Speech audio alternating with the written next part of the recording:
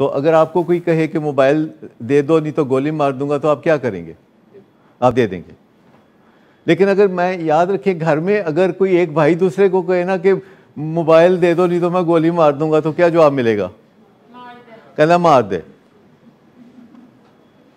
Threats जो होती हैं ये घर में नहीं वर्क करती, ये वर्क नहीं करती। ये सिर्फ आप बाय करते हैं एक और दिन अमन का।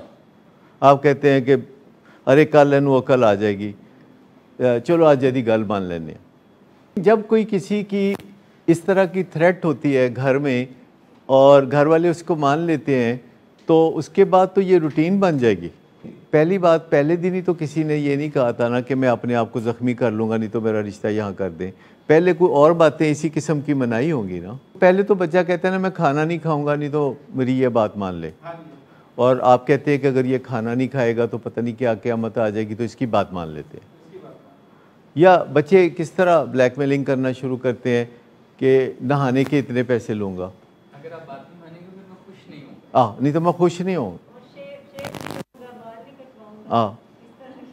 पुरानी शहजादियों की तरह मैं टूटी हुई चारपाई पे लेट जाऊंगा। ये इस तरह की सिचुएशन पैदा होगी ना। जब आपके घर में किसी को नशे की बीमारी होती है तो बराए मेहरबानी एक दूसरे के ऊपर इल्ज़ाम तराशी ना किया करें कि ये तुम्हारी वजह से हो गया है या मेरी वजह से हो गया है या ये फलां की वजह से हो गया है।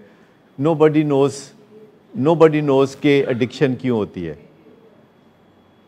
आपको हैरत अंगेज़ बात बताऊंगा कि किसी को नहीं पता कि एडिक्शन क्यों होती है। कियाफा है कि ये जीन्स में होती है और अगर कोई नशा करे तो एडिक्शन हो जाती है, कियाफा है। और अल्लाह के बेद अल्लाह जानता है कि ये क्यों होती है। तो एक दूसरे को ब्लेम करना कि ये आपने यूँ कर दिया, इसने यूँ कर दिया, भाई ने यूँ कर दिया, बीवी ने ऐसा कर दिया। सबसे ज़्यादा बड़ा ब्लेम किस पे आता है? नशे की बीमारी का। जी, बीवी पे। क्योंकि अमूमन सास या ससुर का कहना होता है कि अगर बीवी अच्छी होती ना संभाल लेती। ये ख़वातीन के बारे में बहुत ज़्यादा खुशफहमी पाई जाती है कि वो मामलात को बहुत अच्छा संभाल लेती हैं। इंटरवेंशन जितनी चाहे कर लें, इंटरवेंशन यानी मदाखलत जितनी चाहे कर लें, लेकिन अनेबलिंग और प्रोवोकिंग ज़ीरो।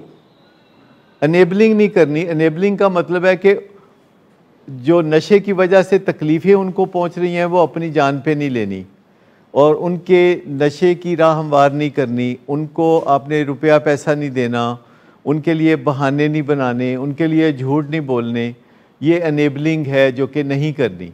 प्रोवोकिंग भी नहीं करनी कि फिटे मुँह ताड़ा तुसीं ये काम कर दिओ, कख नहीं रहा, घर सारा तबाह हो गया है, साडे वड्डियां चों कदी किसी ने नहीं सी कीता जिहड़ा तुसीं कर रहे हो। तो ये प्रोवोकिंग है, ये भी नहीं करनी। ये डोंट्स हैं, डोंट्स। डूज़ क्या हैं कि आपने इंटरवेंशन करनी है। इंटरवेंशन का मतलब है कि आपने दखल देना है, थोड़ी बात करनी है, सुथरी बात करनी है, बेहतरीन बात करनी है और फिर पीछे हट जाना है। यानी हक सच की बात करनी है और फिर खामोशी से पीछे हट जाना है। हक सच की बात करने के बाद घर के बर्तन नहीं तोड़ने, सिग्नल नहीं तोड़ने, टायर नहीं जलाने, नारे नहीं लगाने। हक सच की बात करना है और खामोशी से पीछे हट जाएं। अगर आपकी हक सच की बात का असर नहीं होता तो इसका मतलब है कि आपकी ऊंची ऊंची बातों का या रौले का भी कोई असर नहीं होगा।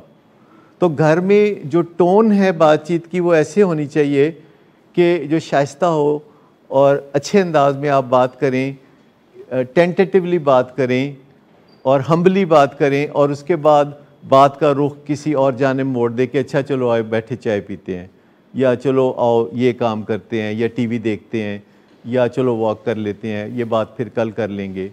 थोड़ा सा अच्छे तरीके से बातचीत करना घरों के माहौल को यकीनी तौर पर बेहतर बनाता है।